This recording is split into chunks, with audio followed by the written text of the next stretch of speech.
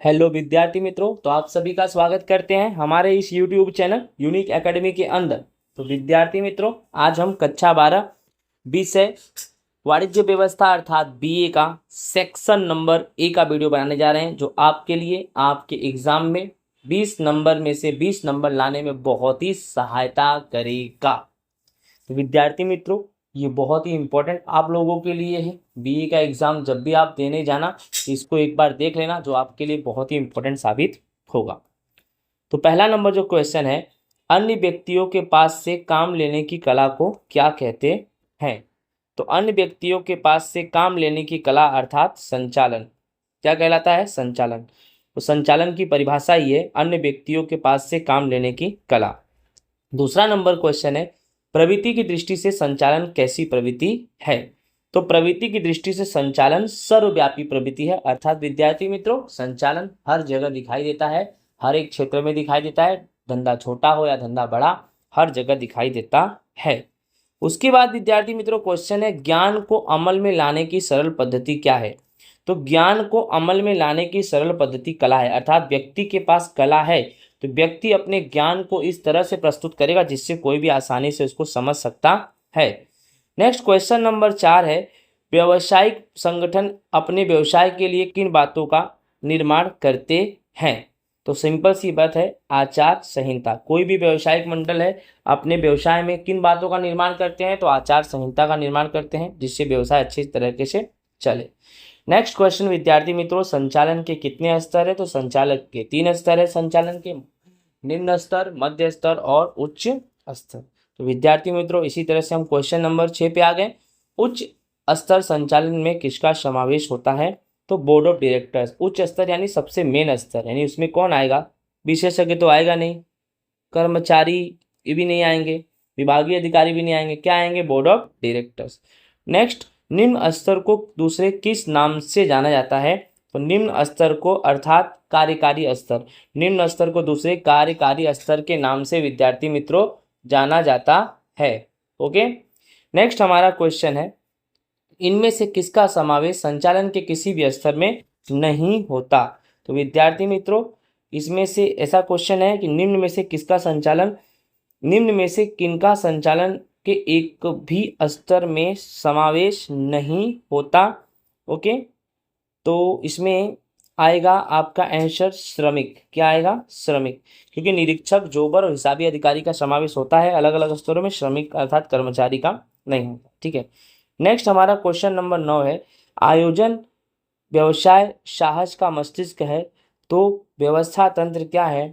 तो देखा जाए शारीरिक ढांचा, अर्थात विद्यार्थी मित्रों, आयोजन यह व्यवसाय का अगर मस्तिष्क है तो व्यवस्था तंत्र उसकी शारीरिक ढांचा है। क्वेश्चन नंबर 10 क्या है, निम्न में से बाजार संचालन का कार्य कौन सा है? तो बाजार संचालन का कार्य उत्पादन मिश्र है। बोलो, बाजार संचालन कार्य कौन है? उत्पादन मिश्र। नेक्स्ट क्वेश्चन नंबर 11 क्या है, निम्न में से किसी एक का मानव संसाधन संचालन में समावेश नहीं होता? तो इसमें आंसर में आएगा मरम्मत कार्य और सुरक्षा, ये आंसर आएगा। क्योंकि देखो, प्रशिक्षण और विकास, भर्ती, चुनाव, पदोन्नति, स्थानांतरण, ये सब मानव संसाधन संचालन में आते हैं, तो मरम्मत कार्य और सुरक्षा नहीं आता। ओके विद्यार्थी मित्रों। नेक्स्ट क्वेश्चन क्या है, संचालन के सिद्धांत अर्थात, तो विद्यार्थी मित्रों, संचालन का सिद्धांत यह अनुभवों का क्या है? निचोड़ है। नेक्स्ट क्वेश्चन, निम्न में से कौन से तत्वों में परिवर्तन के कारण संचालन के सिद्धांतों में परिवर्तन की आवश्यकता होती है? तो विद्यार्थी मित्रों, टेक्नोलॉजी में परिवर्तन होने के कारण। नेक्स्ट है, वैज्ञानिक संचालन के प्रणेता कौन है? तो वैज्ञानिक संचालन के प्रणेता फ्रेडरिक टेलर हैं। नेक्स्ट है, 19वीं सदी के अंत में जो विचारधाराएं प्रस्तुत की गई वह कौन सी विचारधाराएं थी? तो वह सब पारंपरिक विचारधाराएं थी। 9 पारंपरिक विचारधारा के प्रणेता कौन है? तो 9 पारंपरिक विचारधारा के प्रणेता एल्टन मेयो है। कौन है? Elton Mayo. नेक्स्ट क्वेश्चन है, आप अपने कर्मचारी का ध्यान रखो, वे शेष सभी बातों का ध्यान तुम्हारे लिए रखेंगे, यह विधान किसने बोला? यह विधान किसने बोला? तो प्रोफेसर उर्विक ने बोला। किसने बोला? प्रोफेसर उर्विक। ओके, या तो इसको डरविक भी बोल सकते हैं, प्रोफेसर डरविक, कहीं कहीं पर ये डर्विक नाम भी है, ठीक है। चलो आगे देखते हैं। निम्न में से कौन सा संचालन शास्त्री आधुनिक युग का विचारधारा है? तो कौन है? सी के प्रहलाद।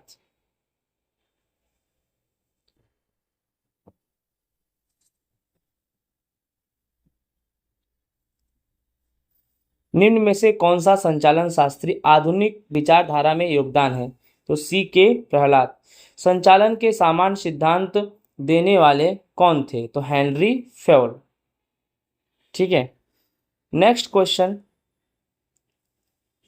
किसी भी कार्य को गलत दिशा में होने वाली अनावश्यक चेष्टाओं से होने वाला दुरुपयोग को दूर करने के लिए एक पद्धति अर्थात गति निरीक्षण पद्धति। Next question. ध्येय लक्ष्य संचालन के सिद्धांत के प्रणेता कौन है? तो Peter F Drucker.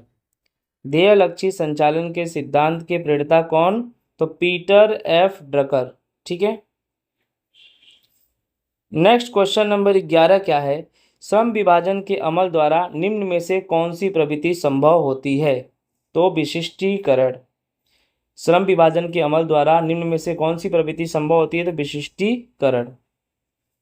Next question number 12 है, यदि कर्मचारी को उनकी कार्य क्षमता का योग्य प्रतिफल न मिले तो इनमें से किसमें वृद्धि होती है? तो देखा जाए तो श्रमिक स्थानांतरण में वृद्धि होती है। किसमें वृद्धि होती है? श्रमिक, अर्थात कर्मचारी को उसके कार्य क्षमता के अनुसार प्रतिफल नहीं दोगे, वेतन नहीं दोगे, तो कर्मचारी उस जगह को छोड़ के दूसरे जगह पर तो चले ही जाएंगे विद्यार्थी मित्रों। ओके। नेक्स्ट हमारा क्वेश्चन है, संचालन का सर्वप्रथम कार्य कौन सा है? संचालन का सर्वप्रथम कार्य बताओ। तो संचालन का सर्वप्रथम कार्य विद्यार्थी मित्रों आयोजन है। आयोजन का संबंध किसके साथ होता है? तो आयोजन का संबंध भविष्य अर्थात बोले तो एक मिनट, भविष्य के साथ होता है। डी आएगा आंसर, ठीक है। आयोजन का संबंध किसके साथ होता है? तो भविष्य के साथ होता है। नेक्स्ट क्वेश्चन नंबर 3 है, आयोजन विधि का प्रथम क्रम बताओ। तो आयोजन विधि का प्रथम क्रम है लक्ष्य निर्धारण करना। चौथा नंबर क्वेश्चन है, आयोजन का कार्य अर्थात क्या? तो आयोजन का कार्य अर्थात विद्यार्थी मित्रों चुनाव का कार्य। नेक्स्ट क्वेश्चन नंबर 5 है, आयोजन में निर्धारित उद्देश्यों को पूर्ण करने के लिए संचालक जो निर्णय और व्यूहरचना निश्चित करते हैं उसे क्या कहते हैं? तो उसे हम नीति कहते हैं। नेक्स्ट, सफल आयोजन के लिए पूर्व शर्त क्या है? तो सफल आयोजन के लिए परिवर्तनशीलता ही उसकी पूर्व शर्त है, ठीक है। समय के अनुसार आयोजन में भी परिवर्तन करना चाहिए। नेक्स्ट क्वेश्चन है, आयोजन की प्रक्रिया का अंतिम क्रम बताओ। तो अंतिम क्रम क्या है कि योजना का क्या करना? मूल्यांकन करना। यह आयोजन की प्रक्रिया का क्या है? अंतिम क्रम है। ओके विद्यार्थी मित्रों। नेक्स्ट हमारा क्वेश्चन है, इनमें से आयोजन का घटक बताइए। तो ये नियम आयोजन का घटक आएगा। मार्गदर्शन, नियंत्रण, सतत प्रक्रिया ये सब नहीं आएगा, ठीक है ना। उसके बाद क्वेश्चन नंबर 9 है, इकाई का जीवन लक्ष्य निश्चित करने वाली योजना कौन सी है? तो इकाई का जीवन लक्ष्य निश्चित करने वाली योजना कौन सी है? तो उस योजना को बोलेंगे व्यूहात्मक योजना। ओके विद्यार्थी मित्रों। नेक्स्ट क्वेश्चन है, एक से अधिक व्यक्ति समान लक्ष्यों की प्राप्ति के लिए सामूहिक रूप से कार्य कर सके उसके लिए रचित ढांचे को क्या कहा जाता है? तो उसके लिए रचित ढांचे को व्यवस्था तंत्र कहते हैं। नेक्स्ट क्वेश्चन है, कार्यों के विभागीकरण के कारण निम्न में से क्या संभव हो जाता है? तो विद्यार्थी मित्रों विशिष्टीकरण।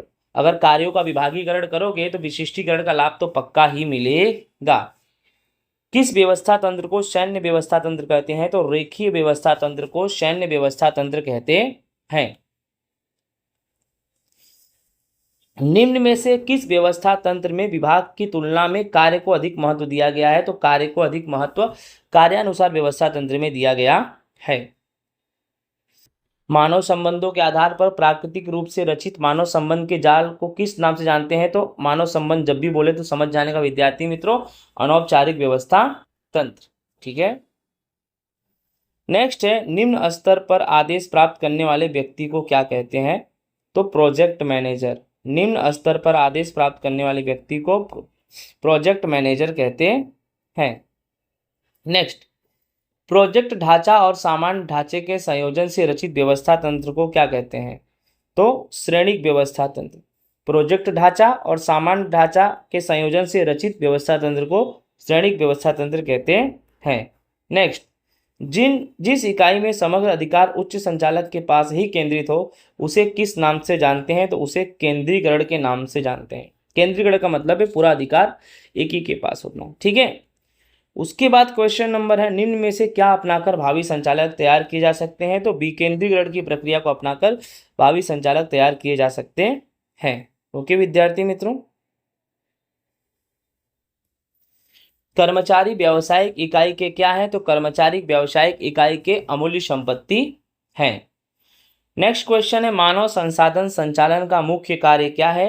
तो कर्मचारियों का आयोजन करना। नेक्स्ट है, चयन की प्रक्रिया का प्रथम स्तर क्या है? तो स्वागत और प्राथमिक मुलाकात। नेक्स्ट है, उम्मीदवार का आवेदन प्राप्त करने तक के कार्य को क्या कहते हैं? तो उम्मीदवार का आवेदन प्राप्त करने तक के कार्य को क्या कहते हैं? तो उसको बोलते हैं विद्यार्थी मित्रों भर्ती का कार्य कहते हैं। किसका कार्य कहते हैं? भर्ती का। 5वां नंबर है, उम्मीदवार की कुशलता कौन सी कसौटी द्वारा निश्चित होती है? तो उम्मीदवार की योग्यता कौन सी कसौटी द्वारा? तो व्यावसायिक कसौटी, इसको धंधा की कसौटी भी बोलते हैं। ठीक है। क्वेश्चन नंबर 6 हमारा क्या है, असंचालकी यानी बिन संचालकी कर्मचारियों के चयन की प्रक्रिया कैसी है? ठीक है, तो छोटी और सरल यानी संक्षिप्त और सरल है। कर्मचारी व्यवस्था या संचालन का किस प्रकार का कार्य है? तो संचालकी कार्य है। कौन सा कार्य है? संचालकी। क्वेश्चन नंबर 8 है, भर्ती के पश्चात दूसरा कौन सा कार्य? तो भर्ती के बाद क्या करेंगे? चयन करेंगे। क्या करेंगे? चयन। क्वेश्चन नंबर 9 क्या है, उम्मीदवार का स्वभाव और आत्मविश्वास जानने के लिए कौन सी परीक्षा ली जाती है?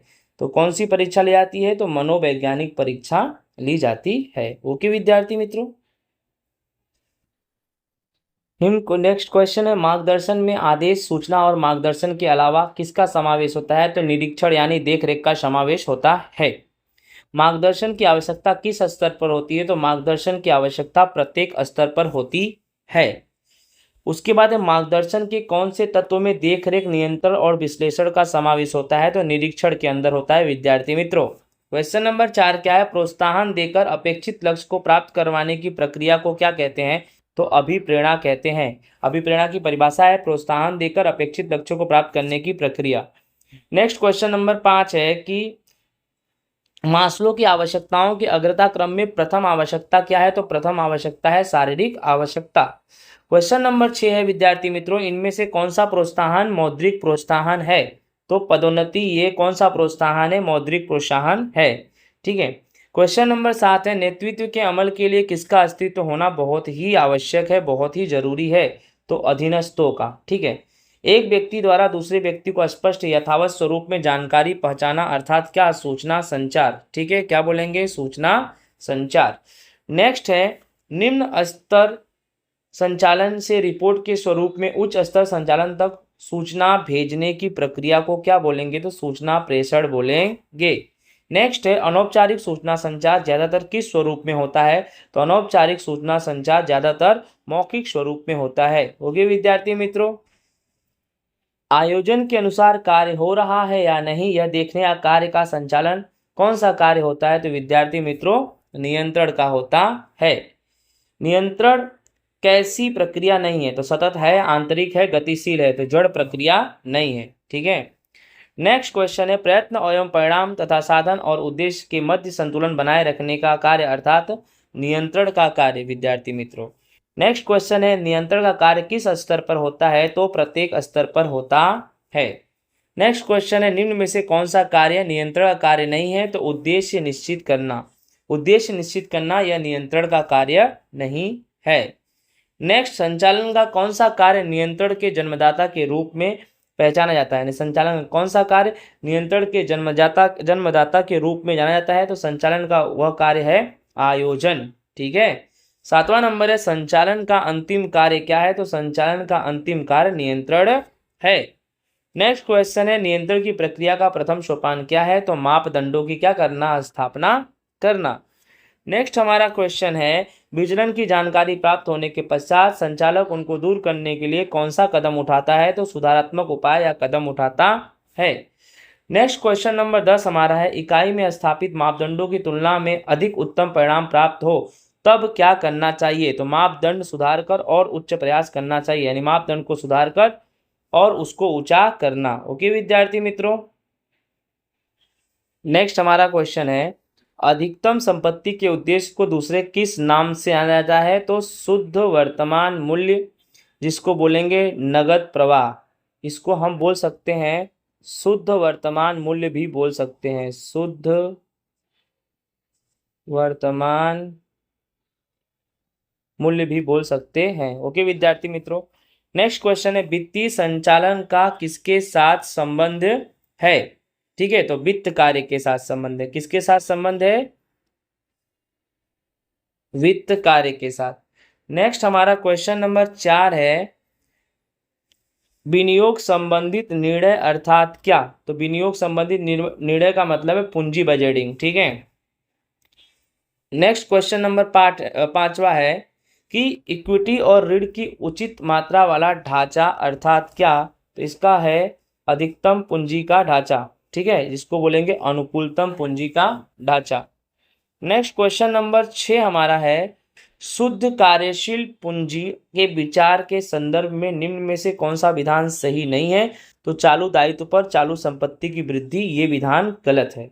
शुद्ध कार्यशील पूंजी में BCD सही है, जैसे व्यावसायिक शुद्ध कार्यशील पूंजी से व्यावसायिक इकाई की तरलता की स्थिति नहीं दर्शा सकती, कार्यशील पूंजी के लिए उचित मापदंड प्रदान करना, यानी इसमें से गलत कौन है? तो गलत A है। ओके विद्यार्थी मित्रों, पूंजी ढांचे के कितने प्रकार है? तो पूंजी ढांचे के कुल 4 प्रकार है।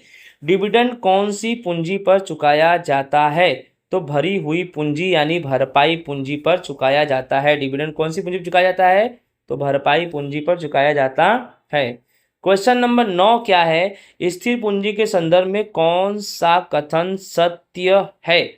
तो इसमें आएगा आंसर नंबर C, तरलता का मात्रा नहीवत है। स्थिर पूंजी में तरलता का मात्रा नहीवत है।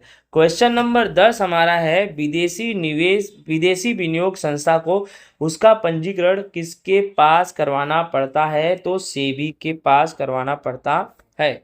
क्वेश्चन नंबर 11 है, चालू उत्तरदायित्व की तुलना में चालू संपत्ति में वृद्धि अर्थात सकारात्मक कार्यशील पूंजी, मतलब जब भी दायित्व कम हो और संपत्ति ज्यादा हो तो सकारात्मक कार्यशील पूंजी उसको कहेंगे विद्यार्थी मित्रों।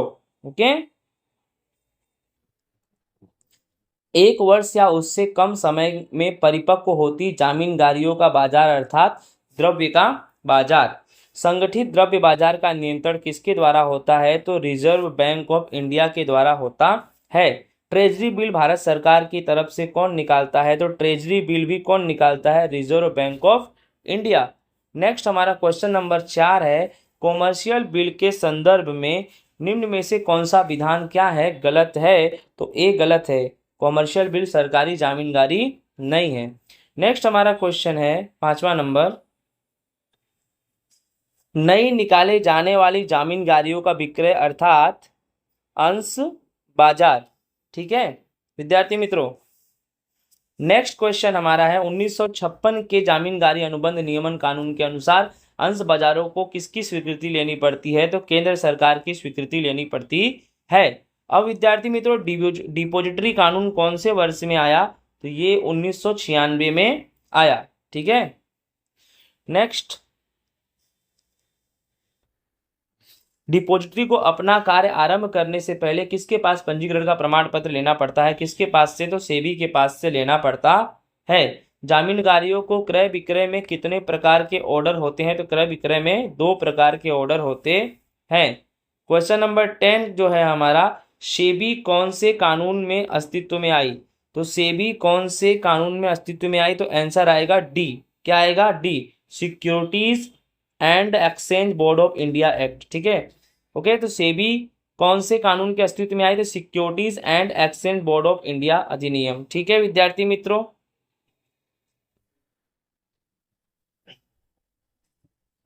नेक्स्ट हमारा क्वेश्चन है, बाजार संचालन में मार्केटिंग मिश्र अर्थात क्या? तो बाजार संचालन में मार्केटिंग मिश्र अर्थात उत्पाद, मूल्य, अभिवृद्धि तथा वितरण। ठीक है, नेक्स्ट क्वेश्चन है, बाजारी धारणा में कौन केंद्र स्थान में होता है? तो बाजारी धारणा में ग्राहक केंद्र स्थान में होता है। नेक्स्ट है ब्रांडिंग का मुख्य उद्देश्य क्या है? तो ब्रांडिंग का मुख्य उद्देश्य प्रतिस्पर्धी के उत्पाद से अपने उत्पाद अलग बनाना, यानी अपना एक अलग खुद मार्केट में ब्रांड बनाना। जब उत्पादक ग्राहक को प्रत्यक्ष बिक्री करता हो तो कौन से स्तर पर वितरण की व्यवस्था का जन्म हुआ? तो शून्य स्तर पर हुआ। ठीक है, डायरेक्टली उत्पादक ग्राहक को ही दे रहा है। ठीक है, नेक्स्ट क्वेश्चन नंबर 5 हमारा है अभिवृद्धि के द्वारा क्या किया जाता है? तो अभिवृद्धि के द्वारा क्या किया जाता है? तो अभिवृद्धि के द्वारा विक्रय बढ़ाया जा सकता है, ऐसा भी कर सकते हैं। ठीक है, तो विक्रय में वृद्धि की जाती है, ऐसा लिख सकते हैं। अभिवृद्धि के द्वारा विक्रय में वृद्धि की जा सकती है।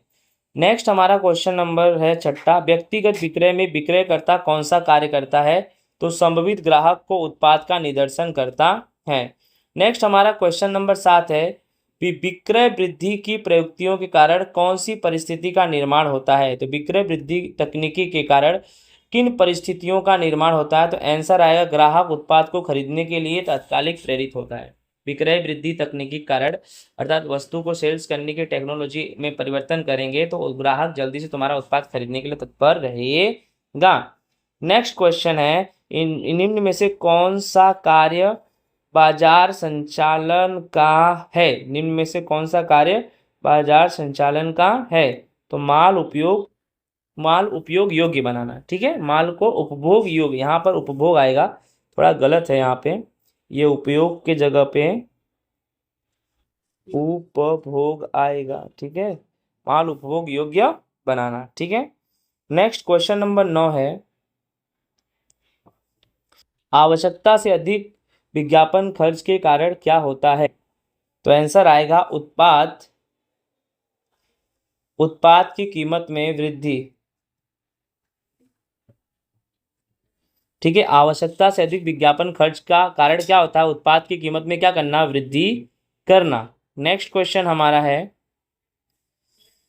सार्वजनिक कंपनी में व्यावसायिक इकाई या उत्पाद के विषय में सभी सहभागियों के समक्ष सकारात्मक रवैया उत्पन्न करने का प्रयास किया गया है। तो यह विधान बिल्कुल सत्य है।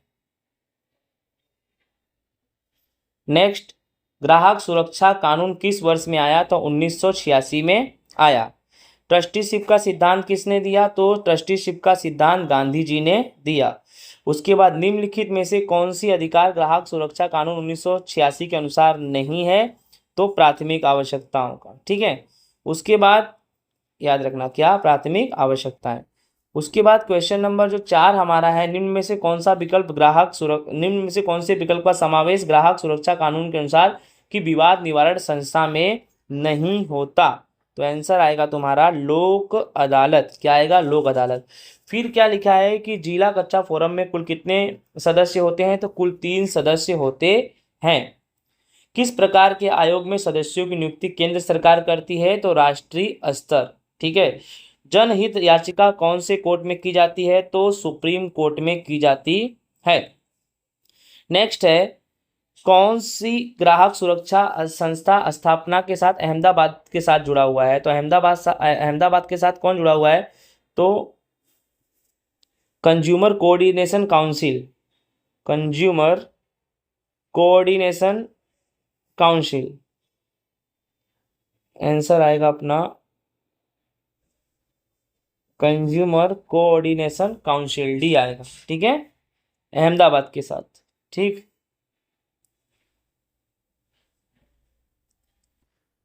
नेक्स्ट क्वेश्चन हमारा है